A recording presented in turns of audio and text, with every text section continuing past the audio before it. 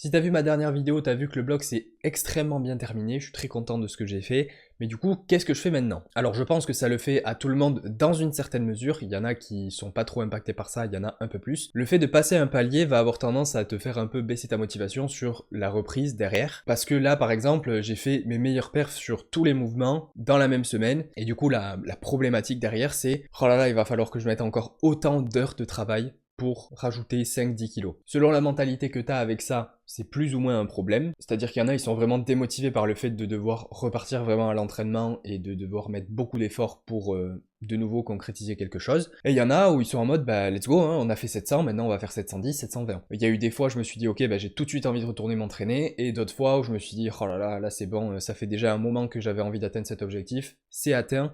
Maintenant, j'en ai plus envie, tu vois. Là, je pense que je suis plus du côté, j'ai de nouveau envie de me la donner, mais un peu différemment. Jusqu'à présent, à chaque bloc, j'avais des top 7 où je voulais concrétiser une perf. Donc, par exemple, sur le bloc numéro 1, on va dire, je faisais un top 7 en x3 au squat et au terre.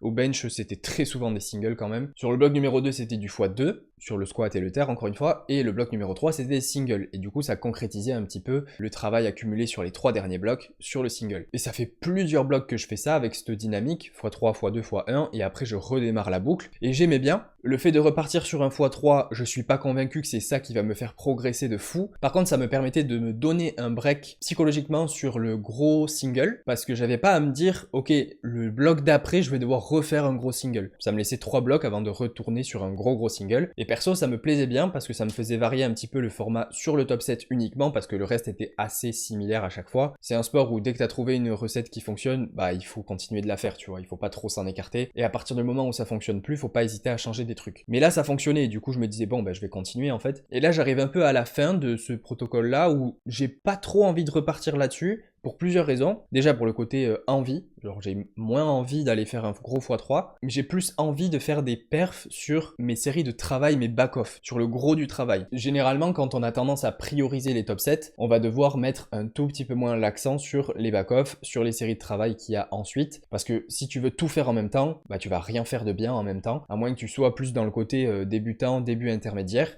Là, tu peux te permettre d'augmenter partout, mais au bout d'un certain temps, le jour où tu augmentes partout, il va se passer un peu de temps où tout va bien se passer peut-être, mais au bout d'un moment, tu vas juste te faire mal, parce que ton corps il va être en mode, bah non, en fait, je ne peux pas, je n'ai pas assez de ressources à allouer à tout ça, donc tu arrêtes, s'il te plaît. Et si tu ne décides pas d'arrêter et d'écouter ton corps, tu vas te faire mal. À moins que tu sois vraiment un warrior et que tu ne connaisses pas la blessure, mais je ne pense pas que ce soit la majorité des gens. Donc là, dans mon cas, ce que j'ai décidé de faire, c'est de mettre un tout petit peu les singles de côté en me focalisant sur les back-off. Mais je veux quand même travailler le single, parce que évidemment le single c'est le plus spécifique à notre pratique, puisque c'est ça qu'on fait en compétition. Donc ce que je vais faire là sur ce bloc, c'est que je vais garder des singles en top 7, mais je vais pas les pousser. Exemple, mon meilleur squat c'est 240, je vais terminer le bloc au squat à 220 x 1. Mon meilleur bench c'est 180, je vais terminer à...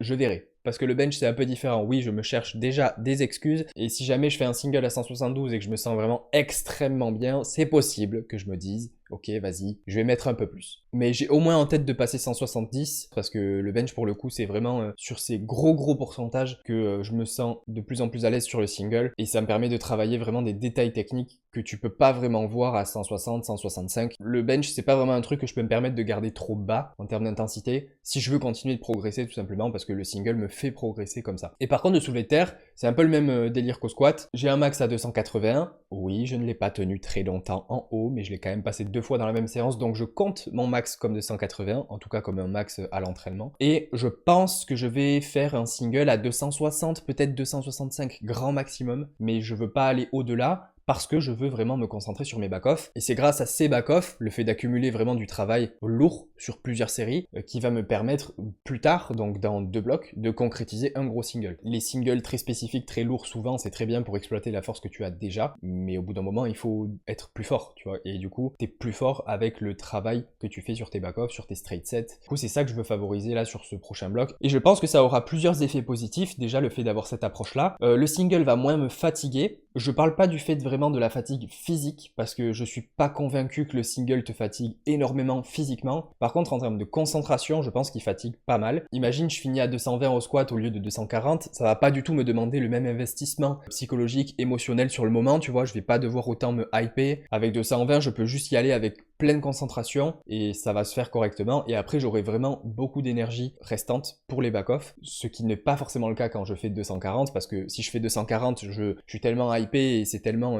ma plus grosse barre que en fait, je vais juste avoir les jambes qui tremblent pendant les back-off et je vais pas avoir des back-off productifs. Et là, ça va être l'inverse. Le single va vraiment me permettre de jauger ma forme du jour pour les back-off. Et quand je vais mettre 220 sur mon dos, si juste après je dois mettre 200, ça va me paraître vraiment plus léger parce que je me serais laissé de la marge sur le single. Et ça va être comme ça pour tous les mouvements. Donc voilà, un peu l'approche que je vais avoir sur le prochain bloc. Favoriser les back-off, favoriser les straight sets, limiter la charge que je vais mettre sur mes singles. Et mes singles, ça va quand même être du RPE 8, tu vois, ça va pas être non plus une balade au parc. Mais entre RPE 8 et 10, il y a beaucoup de marge quand même. Il y a beaucoup de kilos qui les séparent. Et c'est justement cet écart-là que je vais prendre en compte sur ce bloc. Voilà, j'espère que t'auras aimé. Si t'as aimé, mets un j'aime, commente pour me dire ce que t'en as pensé.